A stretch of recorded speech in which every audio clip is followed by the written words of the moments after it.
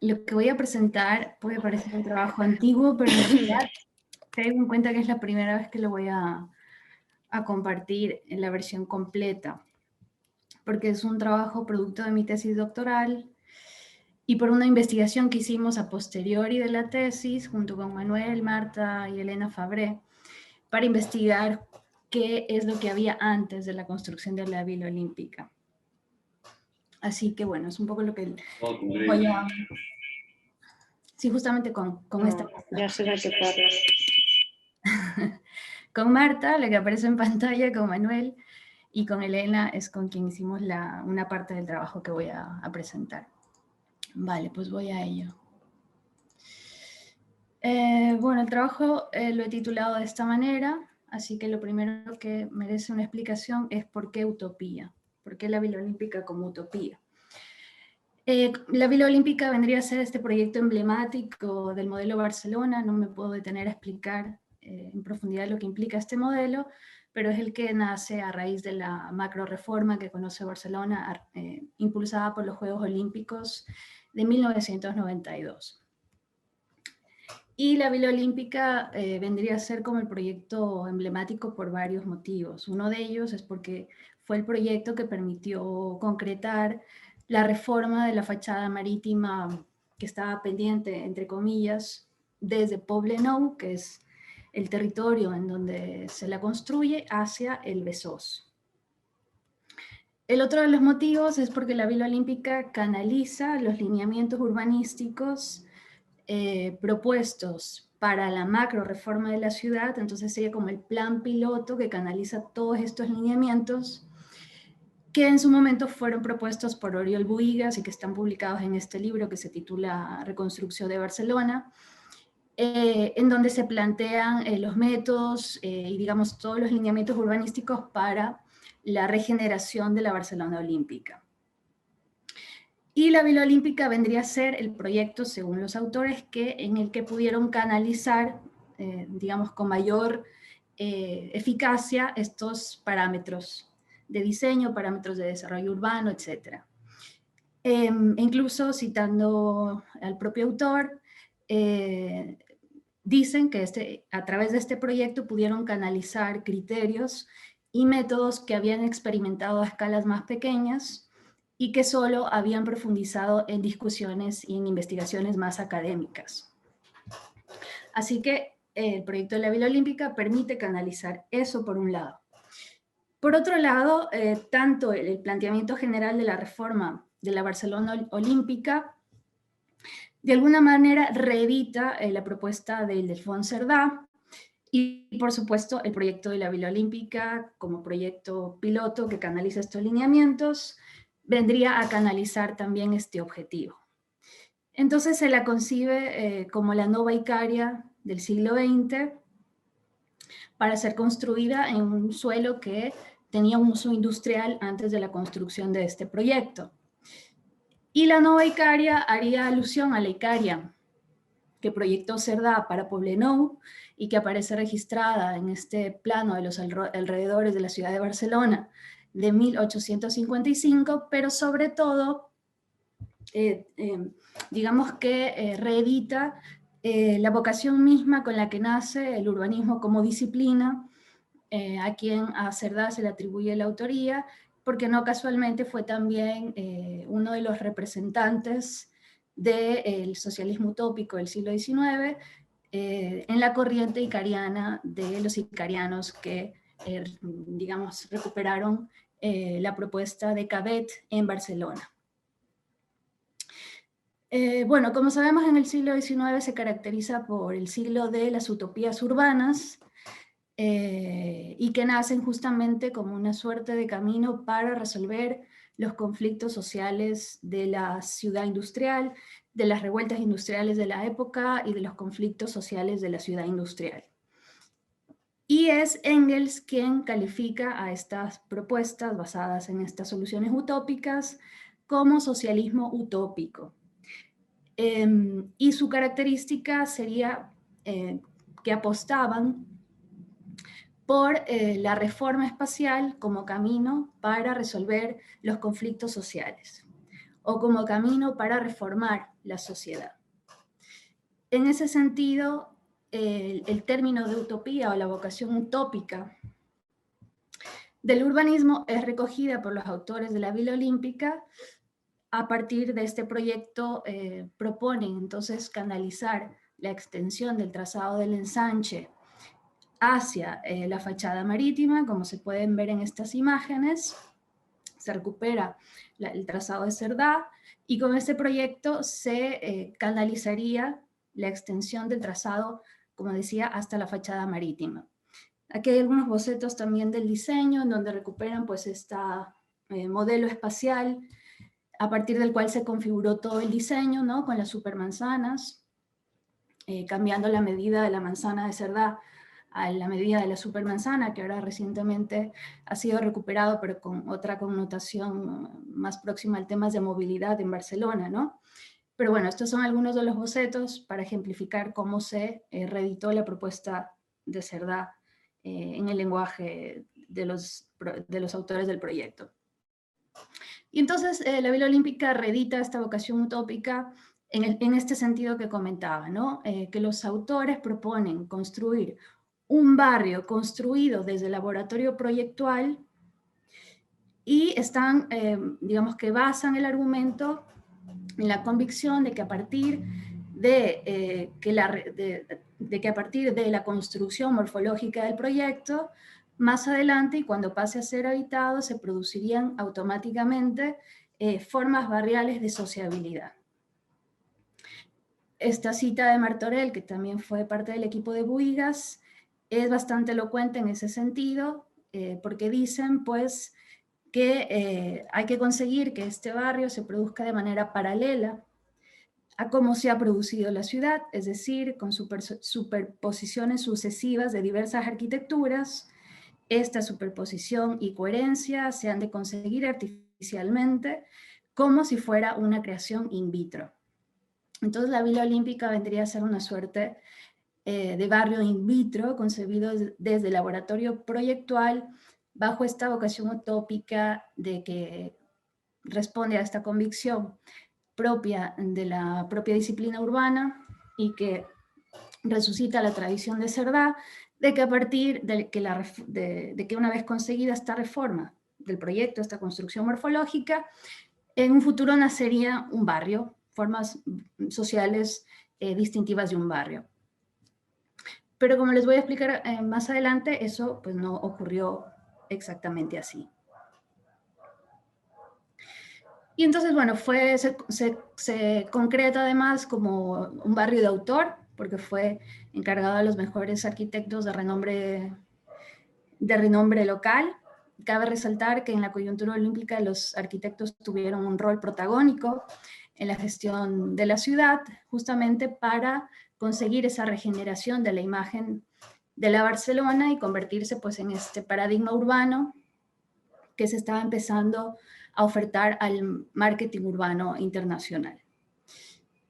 Y no casualmente, bueno, se lo oferta como este nuevo barrio, ¿no? Que sería concebido a partir de este laboratorio proyectual y no casualmente, finalmente el nombre de Nova Icaria con el que se concibe la propuesta pasó a ser absorbido por la inmobiliaria que se creó para gestionar la venta de las viviendas.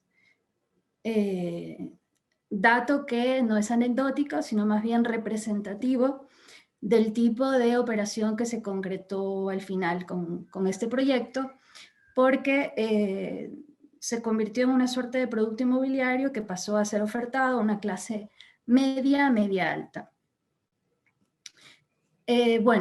Para conseguir pues la construcción efectiva de este proyecto, fue necesario emprender un proceso de vaciado del territorio. Y este proceso de vaciado del territorio implicó la destrucción del barrio obrero que ocupaba las antiguas instalaciones industriales de la zona.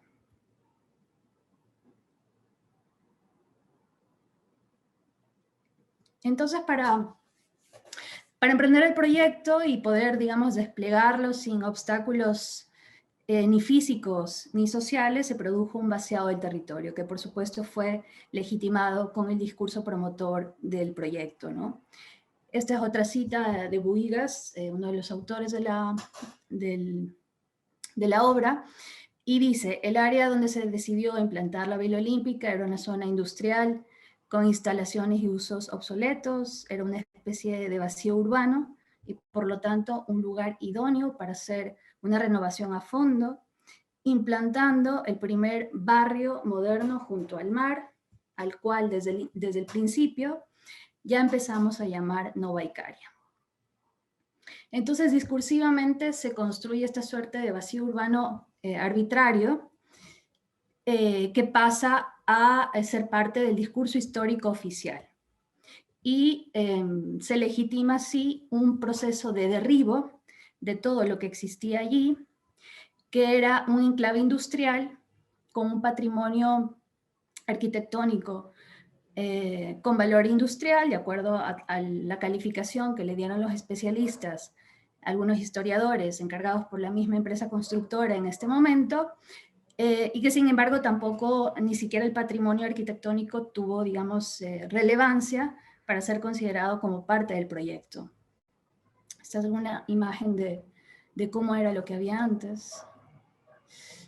Y este dato de Caballé es importante porque este autor explica cómo este derribo que tuvo lugar para poder construir la Villa Olímpica vendría a ser el mayor derribo que conoce la historia de Barcelona y sin embargo pasó a, digamos, a ser invisibilizada por el discurso histórico oficial, ¿no? Se construye este discurso de una suerte de vacío urbano de manera artificial y todo lo que había allí pasó a formar parte de una suerte de memoria archivística a la que tuve acceso y que fue revelador para la investigación, por supuesto, porque todo lo que había allí fue archivado y se encuentra actualmente en el Centro de Documentación del Servicio de Arqueología del Instituto de Cultura de Barcelona, y aquí consta archivado un estudio de 8 tomos, en donde se pueden encontrar las fichas de registro de cada una de las edificaciones que fue derribada, destruida, algunas más destacadas por el valor patrimonial que le asignaron los especialistas que hicieron el estudio, y también hay un pequeño tomo que se le encargó a una antropóloga en su momento y que lo realizó ya cuando las viviendas estaban ya destruidas y recogió algunos testimonios de la gente que vivía allí. Entonces, sus testimonios pasaron también a formar parte de esta memoria archivada, ¿no? Como parte de esos inventario de edificios y objetos registrados en estas fichas que merecían desaparecer, pero bueno, que fueron conservados en esta memoria archivada. El encuentro de esta información en este archivo fue fundamental para la investigación que hicimos con el apoyo del IPEC, que les comentaba junto con Manuel, Marta y Elena, a partir de la cual pudimos indagar qué había antes de la Villa Olímpica. Y en efecto existía una vida de barrio. Así que les voy a compartir algunos fragmentos de un video muy sencillito y humilde que hicimos a propósito de esa investigación, en donde se pueden ver algunos testimonios que recogí con la gente caminando por la zona para recuperar esas memorias de ese barrio destruido.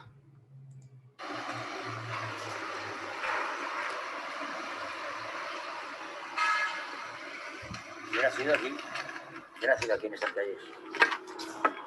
Claro, a la mayoría de Barcelona dicen, hostia, ha quedado muy guapo, sí, es verdad, ha quedado muy bonito, es como de ensueño, está muy bien, no está mal, pero para mí las calles siempre serán diferentes, yo las veo de otra manera, las sigo viendo con los ojos de niño, de un barrio muy obrero.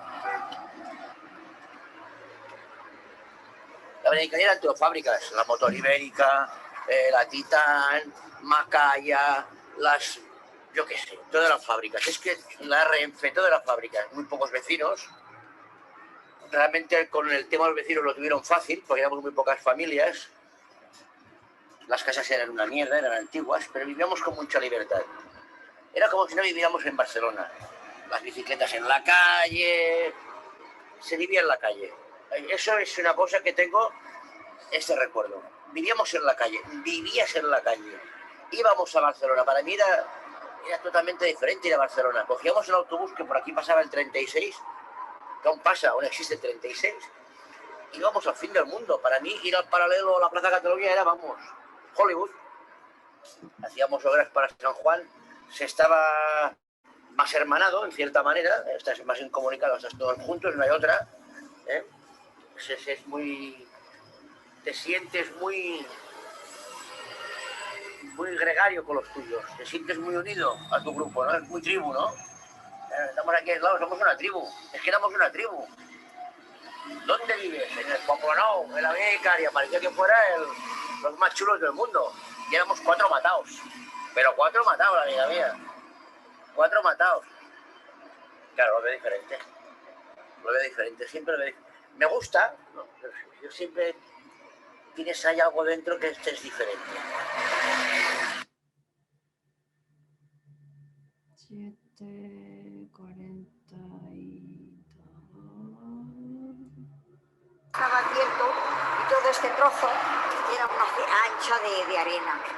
Y por en medio bajaban todas las porquerías de las aguas que desembocaban en la playa. Pues eso, si no nos hemos puesto malos, porque Dios no ha venido. Porque el hospital también echaba las aguas a la playa. Las casas que hacían tintes y apresto, el agua a la playa.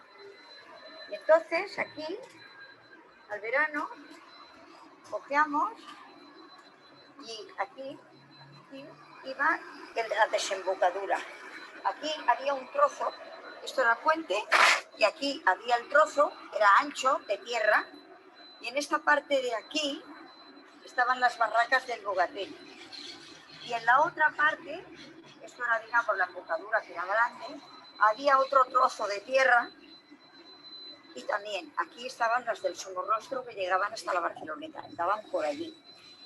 Y cuando teníamos que ir a la playa, teníamos que cruzar un puente que había del tren, que era metálico. Yo cuando iba al tren por encima me movía de miedo.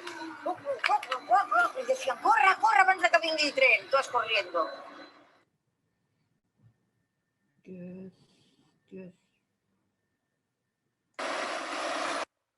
La playa era diferente. La playa era abrupta, sucia, cascotes. Porque Barcelona quería ganar terrenos al mar y se tiraban todos los desechos de las obras, se tiraban a la playa. O sea, ahí sí que la Vía Olímpica hizo una cosa que hay que decir que cosas que se hicieron algunas bien. Se regeneró las playas, pero salvajemente. Se sacaron miles y miles de metros cúbicos de runa que había. Pero para mí la playa era diferente, era sucia. Pero ahí vamos, porque cuando eres niño todo esto también lo vives, me imagino, con otros ojos siempre, ¿no? 20.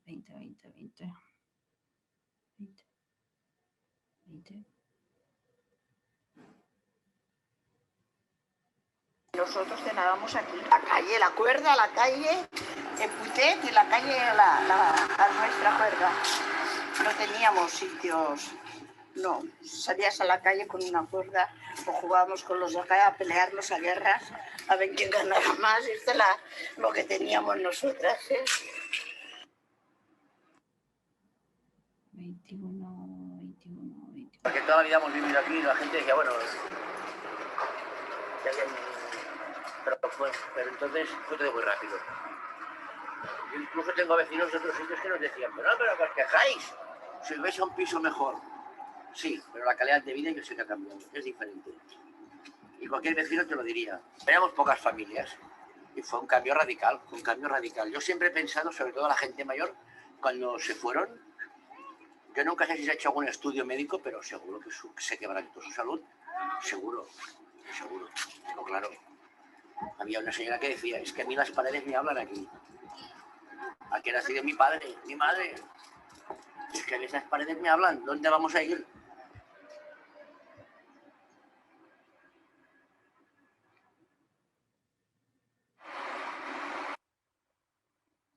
La primera vez que pasé cuando habían tirado las casas, ya amargamente.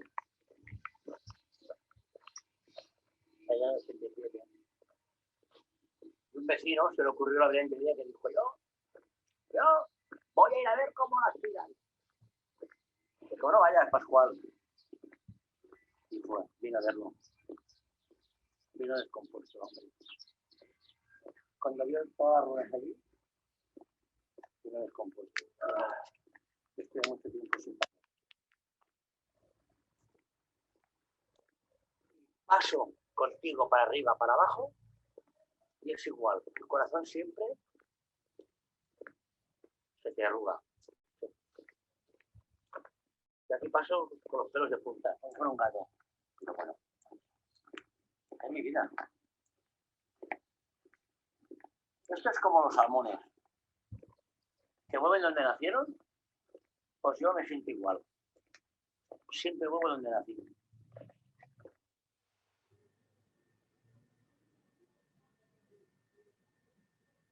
Que juegan El pádel. Por eso nos echaron. Si no, hay un... vamos. ¿Cómo se llama esto? Que juegan el pádel.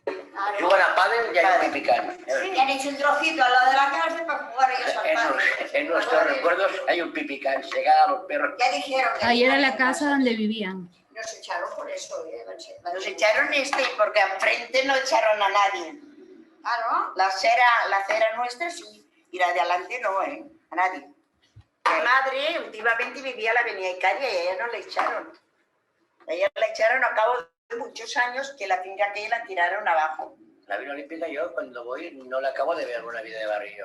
No la acabo de ver. Mira que tengo una amiga mía que vive en la avenida Icaria moderna. Yo voy por allí, no le veo. Yo lo veo como un barrio residencial, cerca de la playa, pero no, yo no veo una...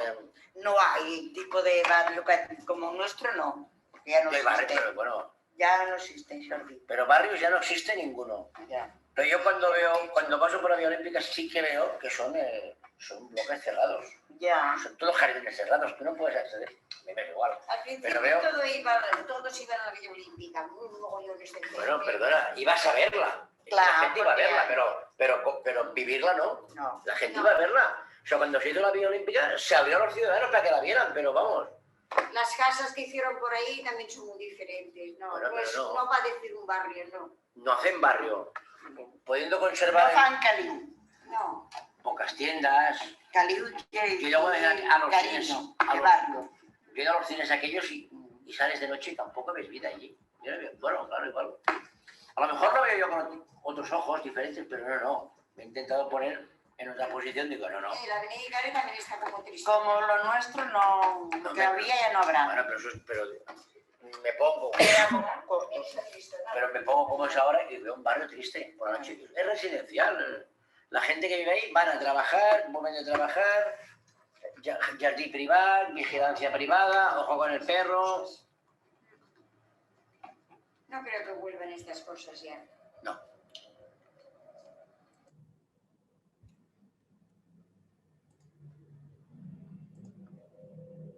Vale. Bueno, esto es lo que había antes. Entonces, para construir la Vila Olímpica, pues se dio esta suerte de destrucción de este barrio obrero para dar lugar a este barrio construido desde el laboratorio proyectual, basado, como les comentaba, pues en esta vocación utópica, y en realidad esas formas sociales distintivas de un barrio pues nunca surgieron una vez que pasó a ser habitado el proyecto, por muchos motivos, ¿no? Uno de ellos, y aquí paso al tema del control de la marginalidad, porque el proyecto pues demandó del derribo de este barrio obrero, que podríamos entender como un barrio periférico, para ganar terreno al mercado para poder construir este proyecto, y una vez que pasó a ser habitado, pues es necesario emprender nuevamente otras maniobras urbanísticas, en esta ocasión para controlar a los personajes o a los sujetos que encarnan la marginalidad y que continúan siendo un problema para mantener ese orden espacial ideado por los promotores del proyecto, por las autoridades que gestionan el orden en el espacio público hoy en día. Bueno, y uno de los motivos por los cuales este proyecto se convirtió más bien en una suerte de urbanización más que de barrio, es por el incremento de la renta que se concretó con la construcción del proyecto. La Villa Olímpica, bueno, este es un mapa antiguo, pero no ha variado esta condición segregada en términos socioeconómicos de la Villa Olímpica en relación al Poblenou. Es este 146.6 que podemos ver aquí, en donde pues el precio del suelo hace una suerte de muralla simbólica para recordarle a cada quien su posición social, y esto hace que se haya consolidado como una suerte de isla segregada dentro de Poblenou. Por otra parte,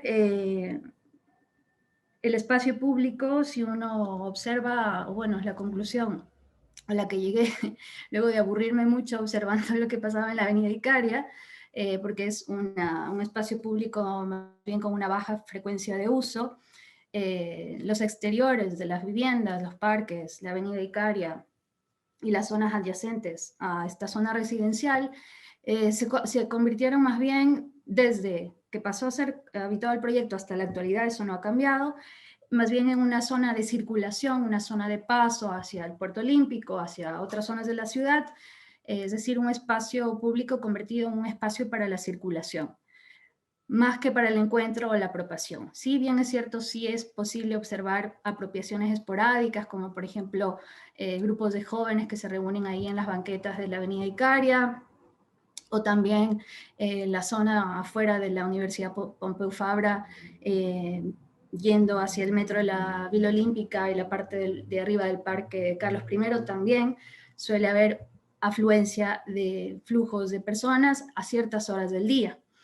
Pero más allá de eso, bueno, a la hora cuando los niños salen de la escuela también se puede sentir como cierto movimiento en el espacio, pero aparte de esos momentos puntuales y localizados, el resto del día y el resto del año es más bien un espacio dispuesto para la circulación. Y esto se empezó a percibir desde el inicio, y ya desde el inicio los mismos vecinos, a través de la gestión de la Asociación de Vecinos de entonces, acordaron iniciar un proceso de seguritización de los jardines interiores de las viviendas para marcar esa muralla, ¿no?, entre el espacio privado y el llamado espacio público, porque era un entorno desolado, y al inicio, como dicen en el audio del video que mostré, la gente estaba curiosa de ver lo que pasaba, y parece que había muchos visitantes al inicio en el sector, y la gente que vivía allí, que eran muy pocas personas, aparte que en ese momento tampoco habían servicios, ni escuelas, ni comercios, pues se sentían invadidos su espacio privado, y entonces ya desde el inicio se empezó a gestionar esta seguritización de los jardines privados para marcar esta barrera entre lo privado y lo público, ¿no? Pero también se han incrementado, sobre todo en los últimos años, por petición de la misma Asociación de Vecinos, el refuerzo de controles en el espacio público. Porque al haberse convertido en una zona de circulación, no casualmente, según datos del 2018, la Villa Olímpica sería el barrio de San Martín, digamos el segundo barrio, con mayor ocupación de personas sin techo. Y esto yo también lo constaté en las observaciones que hice.